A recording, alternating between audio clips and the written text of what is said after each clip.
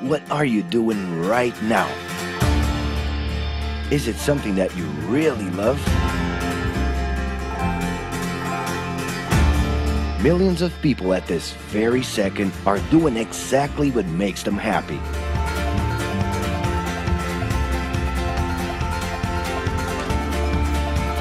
But wait a minute. You spend a big part of your life working. And any job has the potential to drive you insane. I think this is a good time for a break. But, of course, there's a bright side.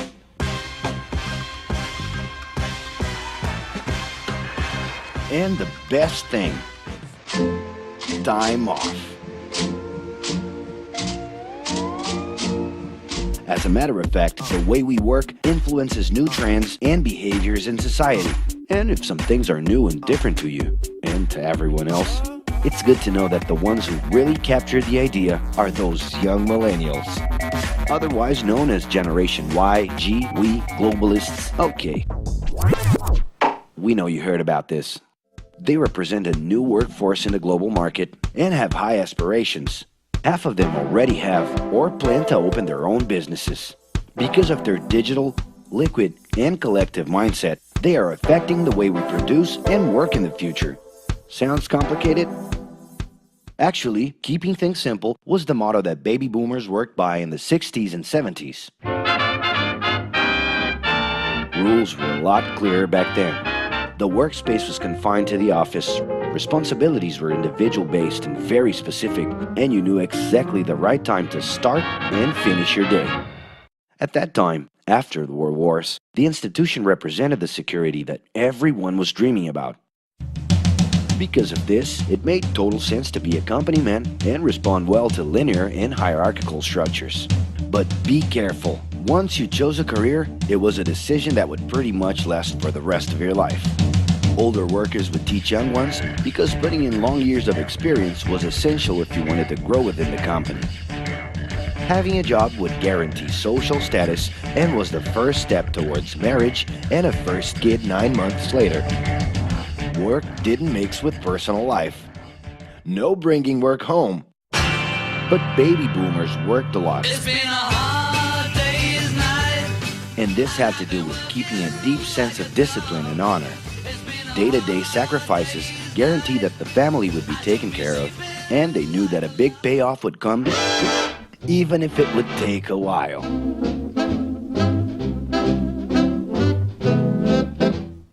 However, Generation X redefined the time relationship between work and reward. Super confident, extroverted, very competitive, and doing everything in their power to achieve quick growth, these guys were always on the lookout for better offers.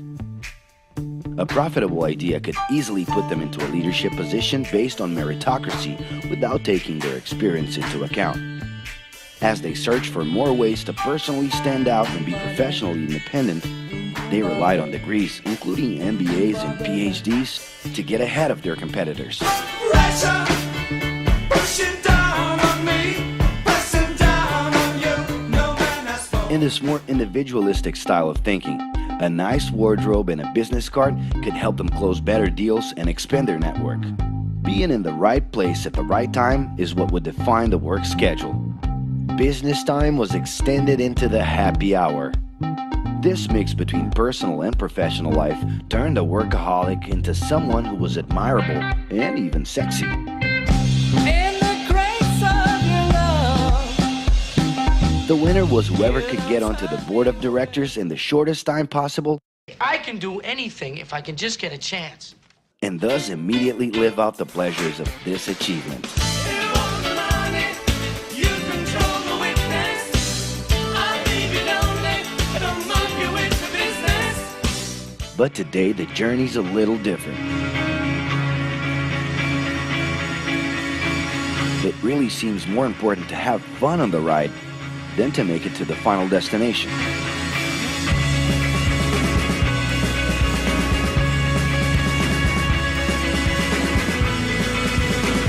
Ironically, millennials, those unpredictable kids, are the ones perfectly translating this new vision. In a time when pleasure determines professional accomplishment, they know, like no one else, how to recognize opportunities that link passion with work. It's not right, but it's now or never. The creative economy, new professions, an entrepreneurship boom, and the new collective power are painting a brilliant and never-before-seen scenario. No wonder millennials are so impatient. The speed at which they connect with the world sets the pace for their work relations. Projects that only will make a difference in the long term just don't stimulate them.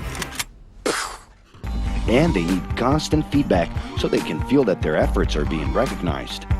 So? It's great. I love it. The traditional pyramid inside of companies doesn't really fit with these anxious young people. They're excited about working with older generations, but only if the relationship is on equal terms and with mutual respect. It's all about exchanging knowledge, no matter your age. Being that millennials find empowerment in discovering things on their own.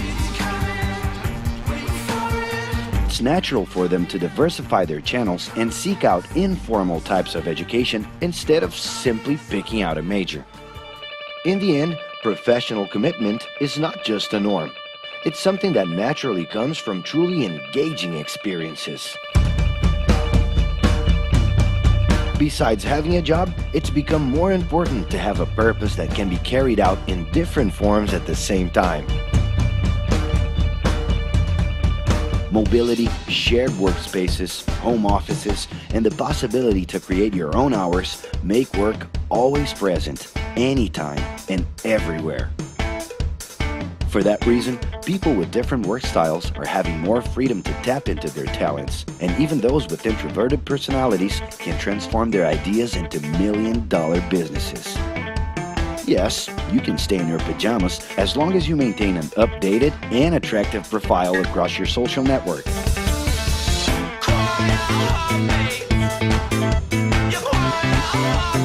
As you can see, flexibility is really the way to go.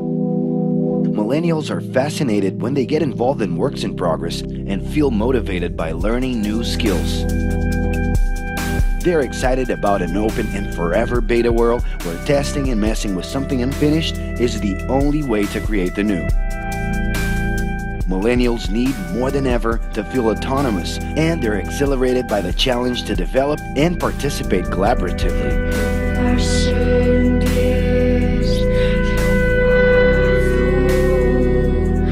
They can change direction quickly and don't let attachments hold them back.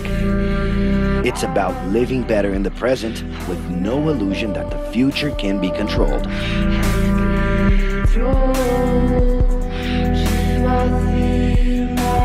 That's because of one simple thing. Whoever adapts more easily can evolve along with the changes. And if you feel overwhelmed by everything so far and are looking for the right answer, well, sorry, we're still going to ask you another question. Are you doing what you love right now? No. So start.